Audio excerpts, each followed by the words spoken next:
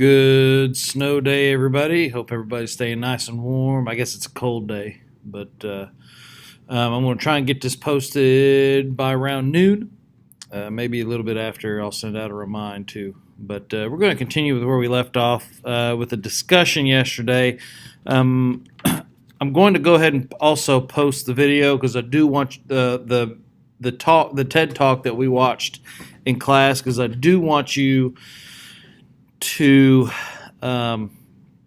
finish that, because he's got some really interesting ideas on motivation and work, and I'll be interested to hear your thoughts on that when we come back, hopefully on Monday.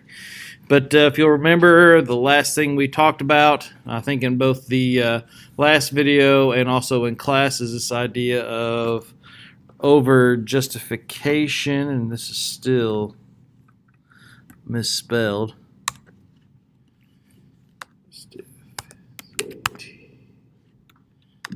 There we go. Fixed it.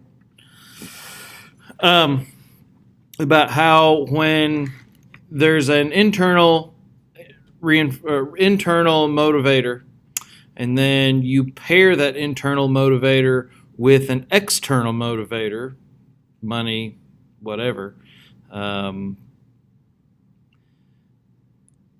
that takes the place of the internal motivator. And then once you remove the external motivator, then that behavior of either playing music or playing sports or whatever is no longer there. So I think it's very important to know this concept of over justification. I would definitely make sure you have that in your notes.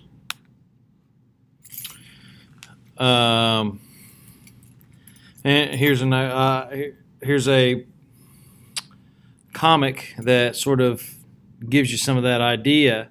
Remember, kid, it's not whether you win or lose, but how much they pay you for the game. And I think when we think about professional athletes or professional musicians, that's generally the attitude we have around them. And, psychology says in most cases that's probably the case. Now, obviously, we can all think of maybe one or two who would not think that. But we got to remember, playing the game at a professional level is more than just actually playing. I mean, those are jobs. They have to be at the field at certain times. They've got to go through all the practices and everything. So it's more than just playing. There's a lot more that goes into it. So we're going to keep continuing with the theories. The next one I want to talk about is the incentive theory. This is also known as the pull theory. This is where external goals motivate behavior. They sort of pull you into doing whatever you're trying to do. This is sort of modified by the expectancy value model. And this is where motivation to pursue a given goal depends on your perceived likelihood of reaching the goal and the value of the goal. I think we mentioned that in one of the previous videos. Expectancy value model. If you expected to achieve the goal and the value of that goal, of reaching that goal, is high, is going to influence your motivation on actually doing that behavior. Whether it's losing weight, or getting stronger, or learn to throw a rise ball, or whatever. And then there's a competency theory. A lot of times we have the need to prove ourselves that we can do it. You hear a lot of stories of maybe students who may have been told that they'll never amount to anything by probably a bad teacher. The student was probably a hard student. But you've all heard the stories. That teacher told me I wasn't going to amount to anything, so you know what? I went out and became a doctor just to show that I could.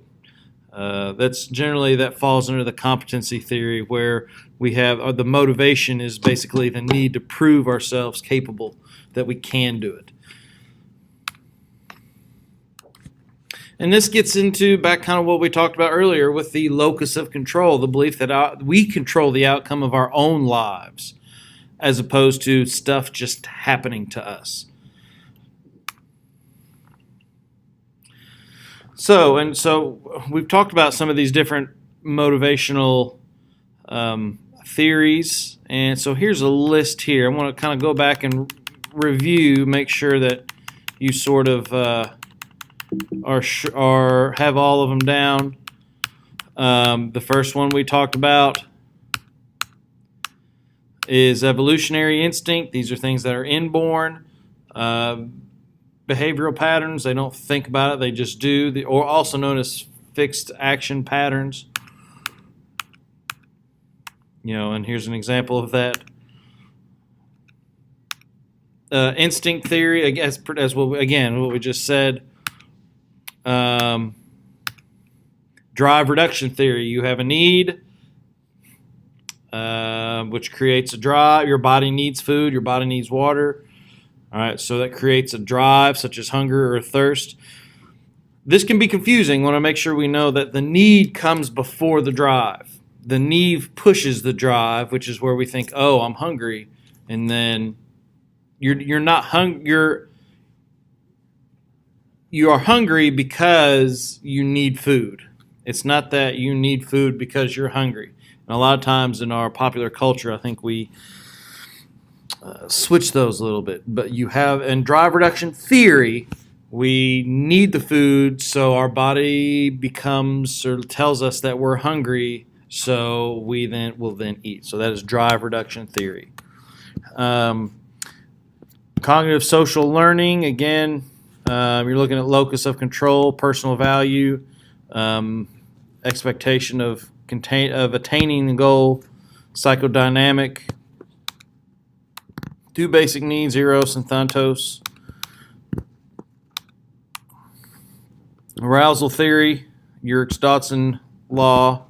As you increase in arousal, you will increase your performance and up to a certain point, and then you can overdo it.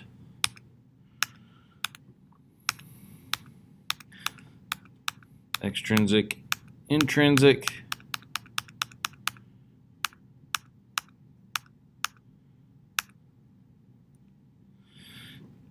The earlier, like I said, we mentioned, I think in here it's called the expectancy value model. Earlier we called it something else. We called it, and I was going to say it, and it's absolutely slipped my, cognitive social learning theory. So, sorry if I'm going through these real quick. So what we're going to do is I'm going to show you this slide here. I want you to kind of pause this, and I want you to write these down. I want you to bring these in to class on Monday on what you think these types of motivations are. So hopefully you've kind of been taking notes. I'll go ahead and post this, but the PowerPoint as a whole too. But what I want you to do is for 1, 2, 3, 4, 5, 6, 7 of these, I want you to tell me what kind of motivation or drive theories that you think that these are. Okay? And it's kind of right here. Infant rooting to find a mother's nipple. Which one is incentive, drive reduction, instinct, cognitive theory? Or remember, that's locus of control. Same thing for this one, going for a walk when you're worried or restless. Which one of these is it? Studying hard to pass the test. A, B, C, or D. Crying when hurt or upset. Incentive, drive reduction, instinct, cognitive theory. So anyways, bring some of those back. I don't think that's all 7 of them. Developing lasting or intimate relationships, kind of the same thing. So these are the 4 ideas, or the 4 theories of motivation. Just kind of go through all 7 of these and tell me what you think they are. Okay, so that takes us to Maslow. And if any of you are going to take any human development classes, if you take any of Miss Graham's classes, you will have seen this before. If you're thinking about going into education, this will be all over your educational classes. This is Maslow's hierarchy of needs. Now, Maslow was a humanist. Remember, humanism looked at free choice and how humanity being as good as it can possibly be.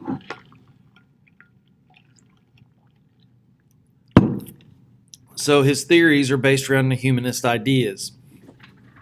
And what he did is create a sort of a hierarchy of needs. And that's really what this is called, Maslow's hierarchy of needs. It sort of starts at the bottom with the most basic stuff and then moves on up to the top for essentially the highest or the best that a human can be. So I do want to go through these real quick. The bottom one is the most basic. These are the physiological needs that you have to be the best you can be.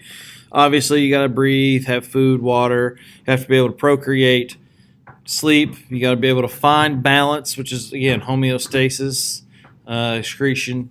So that's the lowest rung. That is the lowest level that you can have.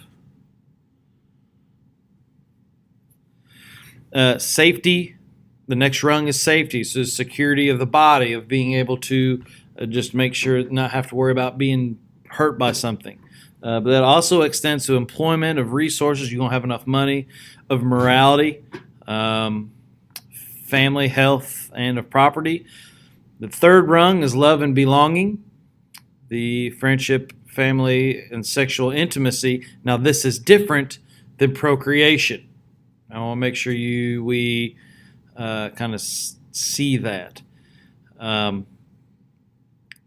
Procreation, or just the drive to have sex, is one of the lowest level physiological needs. But about halfway up, in the love, belonging, there is a need to feel some sort of sexual intimacy. That's part of, again, and that's with friendships and family, so it's on that same level. The fourth rung is esteem, having to have self-esteem, confidence, achievement, respect for others, and respect by others. And I would also say respect for yourself. I guess that probably falls under self-esteem.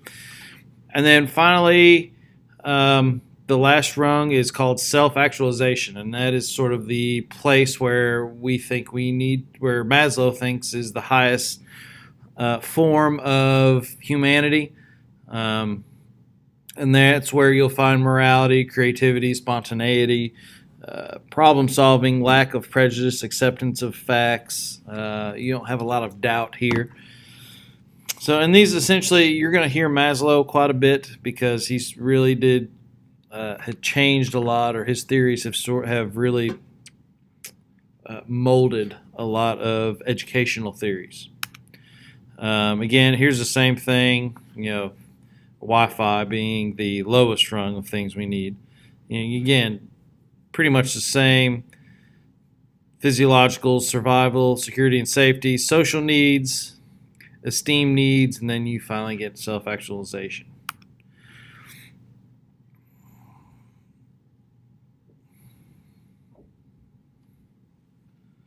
And this is important about his needs, is that before one of the higher needs can be fulfilled, the needs on the levels below must be met, at least to some degree.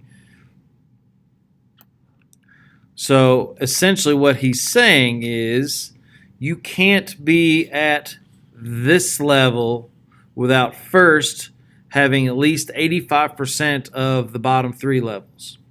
And so that's why, if you think about it, that is why our schools focus so much on, making sure students are fed, making sure students are warm. That's the importance of family resource centers, because if students do not have or are not able to, if 85% of these are not met, then how can they move up to security of body, security of resource? How can they move on up? And as an educational system, our hope is to be able to get you all the way up to the top. Whether that happens, a lot of times, we at the school level are trying to do what we can to help you get up there. So, security of the body, the bully box, things like that. Now, we can't do a whole lot with this rung.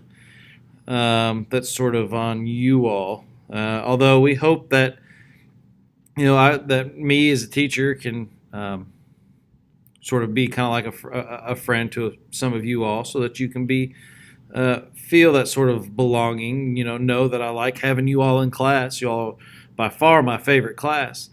Probably one of the favorite classes I've ever had in my 11 years of teaching. So you won't hear me say that very often, so don't tell anybody. But being able to get you here, not here, that's kind of weird, but here, hopefully will give you self-esteem, confidence to where you can achieve, and then it's not too big of a jump up here. But the idea is that Maslow said that these all have to be met before you can be up here. So, me as a teacher, me as a district of the school are doing what we can to try and get these other rungs fulfilled so that you can eventually reach the top. I hope that makes sense. So, of course, just like any theory, Maslow also had his critics. Most people say it's not complete because people often will neglect their basic biological needs for more social needs. Think about people who have developed eating disorders, or people who will not buy food or pay bills because they want to go out that night. It's a choice. Do I pay my electric bill or do I go out clubbing? And there are a lot of people especially in this country, who make that decision, and a lot of times will go with the more social than the actual basic biological needs. Another criticism is cross-cultural needs.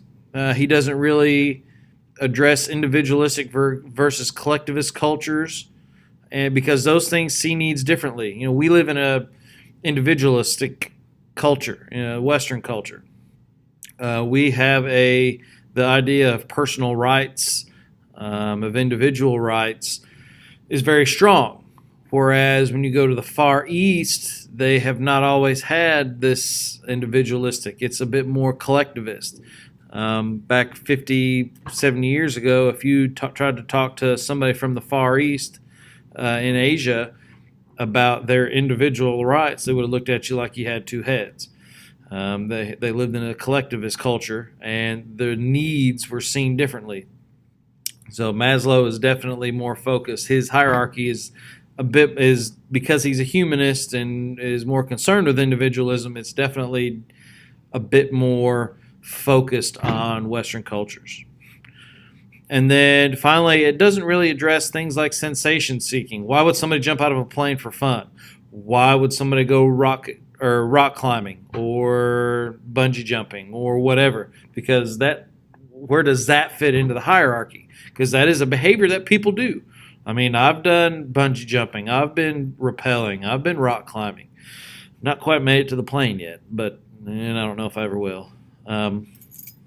But where does that fit in his hierarchy? It really doesn't. So those are some questions that the Maslow does not answer. And then think about what are some other areas what are some other behaviors that Maslow's hierarchy does not explain? Does Maslow's hierarchy do an adequate job of explaining motivation? I'm going to leave that up to you. And I'll just stop there. So I do want to talk about, drive. And remember, one of the most basic ones we talk about or I've mentioned is hunger. I want to talk about how that works and why you have the need before you have the drive, before you have the behavior. Okay, so your glucose is essentially the sugar in your blood. That is the energy little packs of energy that your cells use to live and to work. Your pancreas produces insulin, which sort of breaks down glucose and converts some to stored fat. As you all know by me, my insulin breaks down a lot of glucose and has stored a lot of fat. But hopefully I'll shed some of that over the semester. Your stomach, your liver, and your intestines send signals to your brain as to what the glucose levels are. Remember, these are your sensory neurons that are all throughout your body. We're going to sense whether your levels are high, medium, low. My father-in-law always says for medium, always says baby bear, just right. When it's low, that's when it sends a signal to the brain, hey, we are low. The hypothalamus is sort of the controlling area of that. Of course, hypothalamus is part of the limbic system and governs the endocrine. This is all review. Linked to emotion. Again, this really drives eating, drinking, and body temp. So make sure if you did not learn that in Unit 2, you have to know hypothalamus for this unit, that it is what drives eating, drinking, body temperature. So your stomach and everything, your body has said, you know what, I'm getting low on blood sugar.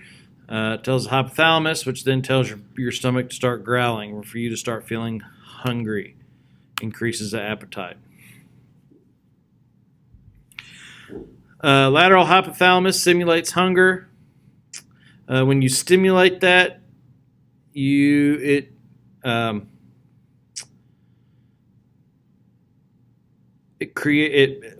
rats, it created an obese rat if you continually stimulated that part of the hypothalamus. It's always working. The rat thinks it's always hungry. This also happens in humans. There is a disease out there where a person is continually hungry. I think there's a CSI about it actually. But they will eat themselves to death. On the other hand, if you destroy the lateral hypothalamus, they don't eat at all, even if they're starved to death.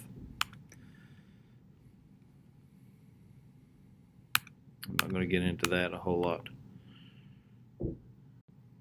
I think I'm going to stop it here. This video is about 20 minutes long, a few of them. So I'm going to stop this and hope you all have a good rest of your break. I'm going to post the weekend. I'm going to post this video. I'm going to post the TED Talk from Daniel Pink. And I'm also going to, because I want you to finish that, because I may post some questions on that for you to answer. Make sure you bring the questions from the PowerPoint, and then I'm also going to post the PowerPoint. So I'm going to post a bunch of stuff here in a few minutes. So anyways, hope everything's all right, and I will see you all next time. Peace out.